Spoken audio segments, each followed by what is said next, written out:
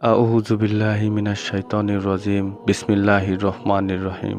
আসসালামু আলাইকুম। স্বাগতম আপনাদের আজকের নতুন পর্বের সাথে। তাহলে চলুন শুরু করা যাক। একজন বাদশাহের একটি বড় ফলের বাগান ছিল। বাগানটি ছিল বিভিন্ন স্তর বিশিষ্ট, অর্থাৎ কোথাও আপেল, কোথাও কমলা ইত্যাদি গাছে ভরপুর। বাদশা একজন তার নিকটের প্রহরীকে ডাকলেন। প্রহরীর হাতে একটি ঝুড়ি দিলেন এবং তাকে আদেশ দিলেন ঝুড়ি ভরে ফল আনার জন্য বাগান থেকে। এবং বাদশা লোকটিকে একটি সুসংবাদ দিলেন যে তিনি লোকটিকে পুরস্কার দিবেন, কিন্তু শর্ত হলো বাগানে একই অংশে দুইবার হাঁটা যাবে না। তখন প্রহরী ভাবলো এটা তো কোনো কঠিন কাজ নয়, এক দরজা দিয়ে ঢুকবো, অন্য দরজা দিয়ে বের হব, তাহলে তো হয়ে যাবে। যাই হোক, লোকটি এক দরজা দিয়ে বাগানে ঢুকে পড়লো এবং দেখলো বাগানে সব ফল পেকে আছে। সে যেই অংশে প্রবেশ করলো সেখানে দেখতে পেল অনেক সুন্দর সুন্দর নানান জাতের ফল পড়ে আছে। কিন্তু প্রহরী ভাবলো অন্যদিকে গিয়ে দেখি, হয়তো আরো ভালো ফল পেতে পারি। এভাবে সে আরো ভালো ভালো ফলের সন্ধান পেল। পরে তিনি সেখান থেকে কিছু ফল সংগ্রহ করে নিলেন এবং তিনি পরে আবার ভাবলেন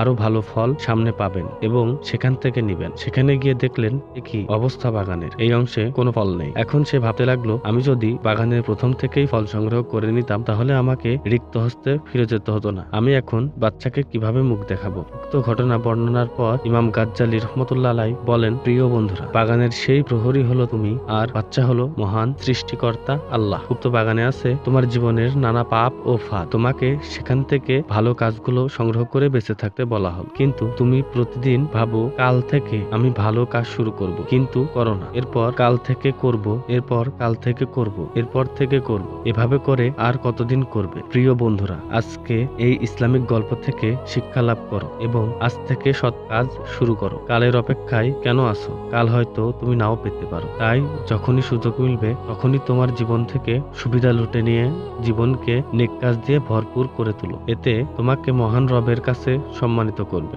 আর তোমার জীবন থেকে সুবিধা আদায় করে না নিতে পারলে একদিন ওই মাওলার কাছে তোমাকেও রিক্ত ও শূন্য হস্তে দাঁড়াতে হবে। সেদিন তোমার হাতে না থাকবে সময়, না থাকবে সুযোগ। তাই বন্ধুরা, তোমার মূল্যবান জীবনকে কাজে লাগিয়ে পরকালের জন্য তুমি সম্বল জোগাতে থাকো। আর কোনো দেরি নয়, এখন থেকে শুরু করো, কারণ কাল কালই থেকে যায়, কাল কখনো আসে না। পরিশেষ, এই ইসলামিক গল্প ও ইসলামিক গল্প থেকে শিক্ষা অর্জন করতে পারলেই আমাদের পরিশ্রম সফল। এটি তোমার বন্ধুদের সাথে শেয়ার করো, তাদেরকেও হিদায়াতের ডাক দেওয়ার অনুরোধ রইল, কারণ একজন মানুষ তোমার কোনো সহযোগিতার মাধ্যমে হিদায়াত গ্রহণ করলেই তুমি সফল। গল্পটি যদি ভালো লাগে তাহলে অবশ্যই লাইক করবেন, কমেন্ট করবেন এবং এরকম আরো নতুন ভিডিও যেখানে থাকবে ইসলামিক গল্প এবং নবীদের জীবনী আরো অনেক কিছু, তাহলে চ্যানেলটি অবশ্যই সাবস্ক্রাইব করে বেল আইকনটি ক্লিক করে রাখবেন। ইনশাআল্লাহ দেখা হবে আগামী পর্বে। সে পর্যন্ত সবাই ভালো থাকুন, সুস্থ থাকুন। আল্লাহ হাফেজ।